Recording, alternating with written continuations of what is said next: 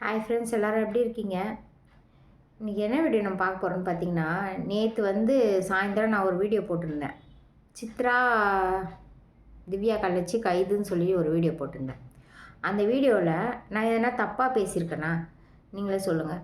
அந்த வீடியோவில் நான் பேசுனது எதுவுமே தப்பு கிடையாது. எனக்கு என் மனசாட்சிக்கு நான் அந்த வீடியோவில் நான் பேசுனது எதுவுமே தப்பு கிடையாது. அதே மாதிரி அந்த வீடியோவில் வந்த சம்பவம் எல்லாமே ஒரு ஒரு ஒரு வீட்டுக்குள்ளே ஒரு குடும்பத்துக்குள்ளே நடந்தால் யாருமே அதை போய் பார்க்க போகிறதோ இல்லை, அவங்கள பற்றி பேச போகிறதோ கிடையாது. இது ஊரே தெரிஞ்ச விஷயமாயிடுச்சு. மீடியாவிலேருந்து யூடியூப்லேருந்து எல்லாருமே போடுறாங்க, கரெக்டுங்களா? அப்போ எல்லாரும் அதை பார்த்து அதில் என்ன நியாயம் அநியாயம் தெரிஞ்சிங்கன்னா போடுறாங்க. சொல்லுங்கள். அவங்கவுங்களுக்கும் தெரியுது, அவங்கள பார்த்தா எவ்வளோ கெட்டவங்க எவ்வளோ நல்லவங்கன்னு ஒருத்தவங்களுக்கு ஒருத்தர் பார்த்தா தெரியும்ல, தெரிஞ்சு தானே போடுவாங்க.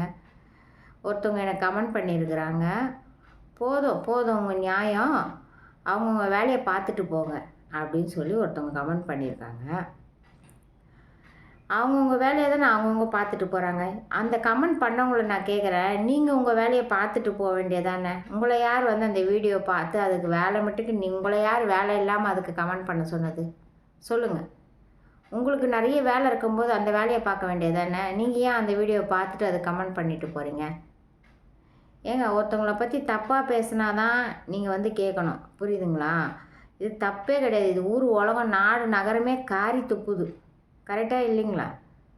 இதில் ஒரு கமெண்ட் வர பண்ணுறீங்க, தப்பாக பேசியிருக்காங்கன்னுட்டு. என்ன, நான் திவ்யா கள்ளச்சி பற்றி தப்பாக பேசிட்டேன், நான் அப்படியே ரொம்ப ரொம்ப ரொம்ப ஒழுங்கு அவங்களுக்கெல்லாம் சப்போர்ட் பண்ணுறீங்களே, நீங்கள் எப்படியாப்பட்டவங்களா இருப்பீங்க? அப்போ அவங்களுக்கு சப்போர்ட் பண்ணுறவங்க எல்லாருமே நீங்களாம் ஒழுங்குன்னு நினைக்கிறேன், கரெக்டுங்களா? அவங்கள எதிர்த்து நிற்கிறவங்க எல்லாருமே கெட்டவங்கன்னு நினைக்கிறேன். அதான் இப்போ அப்படி தான் நடக்குது. பேசணுன்றதுக்காக எது வேணாலும் பேசாதீங்க, கமெண்ட் பண்ணணும் அப்படின்றதுக்காக எது வேணாலும் பண்ணாதீங்க. நியாயம் அநியாயம் பார்த்து பேசுங்க, சரிங்களா?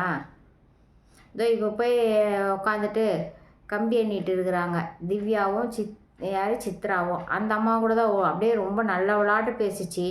அவங்க கமெண்டில் போய் நிறைய பேர், அக்கா உங்களை மாதிரி யாரும் இல்லை, நீங்கள் ரொம்ப நல்லவங்க, நீங்கள் அப்படி இப்படின்னு சொன்னீங்க.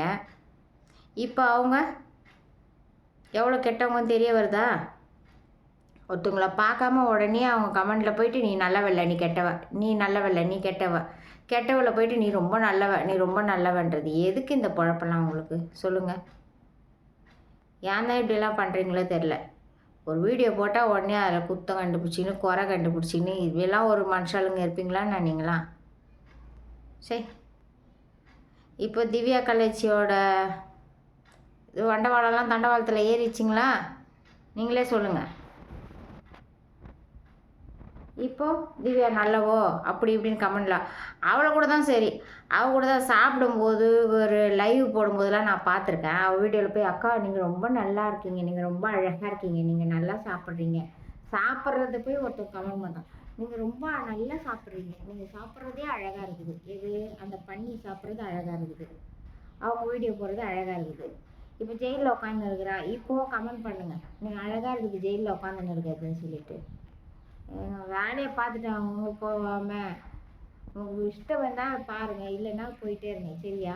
அதுக்காக அநியாயம் நடக்கும்போது அதை நியாயம் படுத்தி பேசவே பேசாதீங்க. ஓகே ஃப்ரெண்ட்ஸ், பாய். யாரும் கோச்சிக்காதீங்க, யாரும் கோவப்படாதீங்க. என் மனசில் இருக்கிறத நான் பேசிட்டேன்.